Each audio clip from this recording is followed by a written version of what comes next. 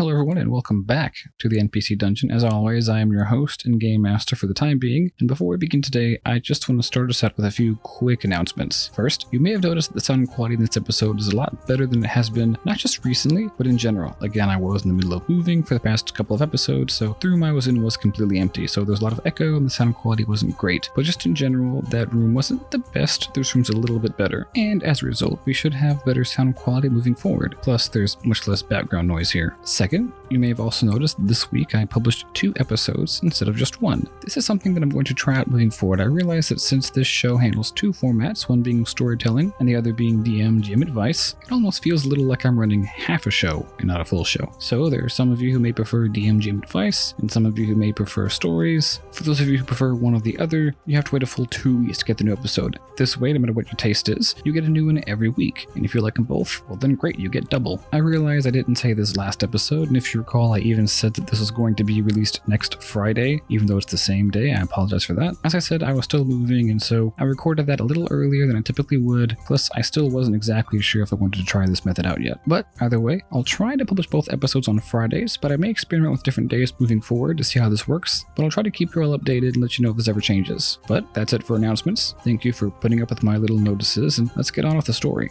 As promised, today's story features an NPC that my players immediately fell in love with, and a moment of random improv on my part that solidified it all. So what happened?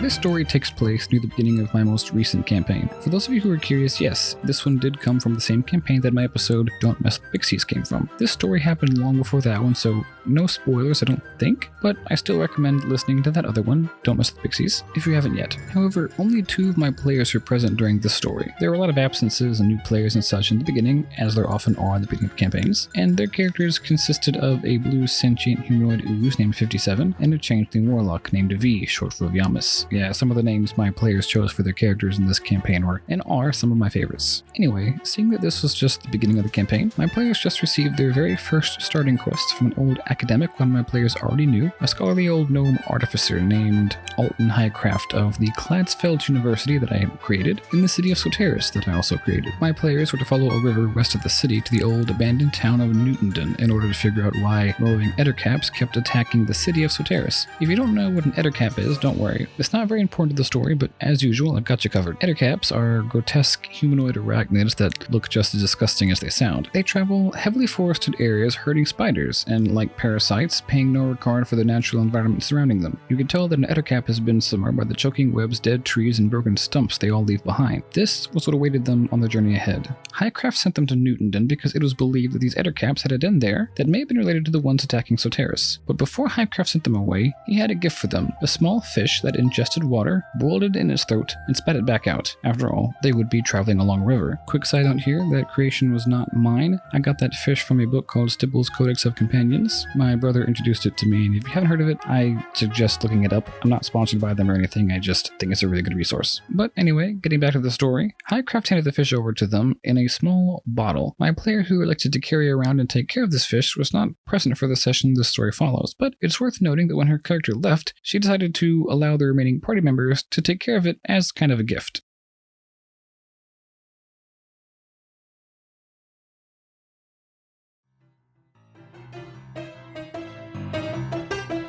And so, as it happened, when the dust settled and the party began to leave the city, there were just V and 57 alone together for the first time in this campaign, the start of, in my opinion, something truly wonderful, as those 2 had a lot of fun misadventures together. They secured a boat after V prestidigitated a foul stench on the shady old man who rented them the boat because he refused to sail it for them as well. I say rent, but let's be honest, nothing's ever really rented in D&D, is it? The 2 of them set sail, and it wasn't long before they were off. But it also wasn't long before their stomachs began to growl, so 57 thought it might have been a good idea to do some fishing, though He didn't have a fishing pole, so he just threw his long elastic arm into the water and snatched up whatever he could find. Surprisingly, he did actually end up catching a few fish, the first of which he and V fumbled over before accidentally throwing it back into the water, eliciting what sounded like laughter apparently from some surrounding frogs croaking along the riverbank. V, doing what V does best, decided to make them stinky with yet another use of the prestidigitation spell, a decision he'd very soon come to regret. But they couldn't just think about themselves. For now, the two had to take care of their new fish. They realized they'd forgotten completely what it likes to eat, and spent what little free time they had just now figuring it out and trying to feed it. Fortunately, the thing did feed on small chunks of raw fish. V nearly shook the thing to death trying to shove huge chunks of raw fish into the bottle they kept it in, not realizing that some of what they caught was actually of the same species. 57 was going to try to make an effort to dig some of the chunks out of the bottle for the fish when he wondered if he could stick it in his ooze hands and use it to shoot boiling ooze out of his palm. Without warning, he shoved his hand into the bottle trying to absorb the fish, and the fish scrambled away to the back of the bottle, fearing for its life as this horrifying blue goop seeped into the bottle. 57 decided to try to make up for his previous act by yet again trying to show another effort and make another display of kindness for the little fish. He pulled his hand out of the bottle and tried to freshen up its now disgusting water. And of course, he tried to do this by dumping it out onto the boat, fish and all, and scooping up some of the murky river water. After its attempts at trying to flop away, this fish clearly not wanting anything to do with these two, it is placed back into its bottle. Of course, it couldn't escape, it was in the bottle, but it was getting late, and quite frankly, V and 57 were exhausted from their day's adventure, so they headed off to sleep, the boat still chugging along. If there were ever any two people who did know how to take care of a fish, it was clearly these two.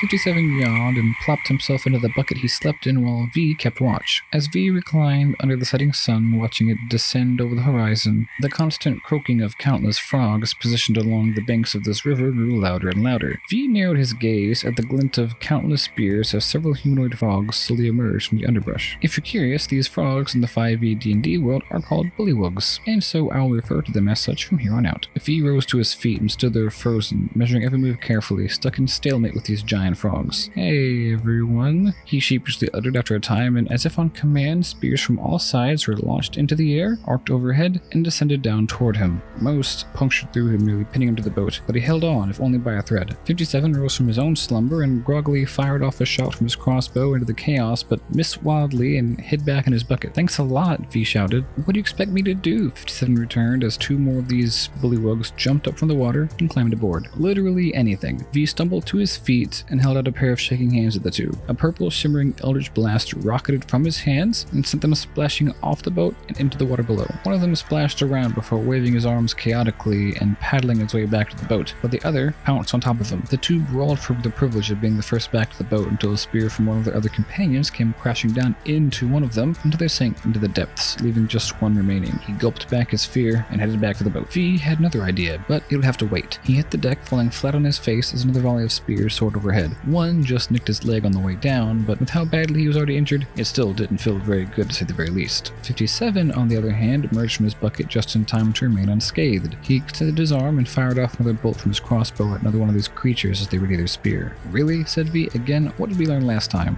But the bolt fired off, flew through the air, and hit true, embedding itself into one of the frogs, pulling them back and pinning them to a tree. Even V had to admit he was impressed. "Never mind," he said. "But they had more important things to worry about." "Look," shouted 57, pointing ahead to a narrow line drawn out across the river ahead. "A net," said V. "They'll have us trapped in no time if we don't do something fast." "On it," said 57, summoning forth vines and twigs and whatever plant life he could reach out to, up from the ground, to wrap itself around and grapple all the bullywugs he could reach. "You mean you could do that this whole time?" 57 shrugged. About half of the bullywugs still on land were restrained, but the one at the river still swam up and climbed back into the boat. However, no sooner had he done this than did a wave of cacophonous whispers pulse into his head. V cocked his head. "Your friend up there with the spear doesn't seem to be on your side. Why don't you go show him who's in charge?" The bullywug looked back for a second, but shook his head and tensed his muscles to force away the effect. He let loose a battle cry as he rushed to V, but it wasn't fast enough. Black tentacles exploded from the water and smacked him away. "Alright, your turn," said V, nodding at 57. But 57 merely had a moment to respond as the boat lurched with the net, caught by the bullywugs holding it up on either end. Another, waiting in the trees, threw a board across the river, smacking its wooden surface against the boat before running across and boarding them. "You handle that one," said 57, aiming his crossbow up toward the net ahead. He fired, skewering the hand of one of the ones holding the net. They reeled back as another rushed up behind them and shoved them into the water before reaching for the rope. But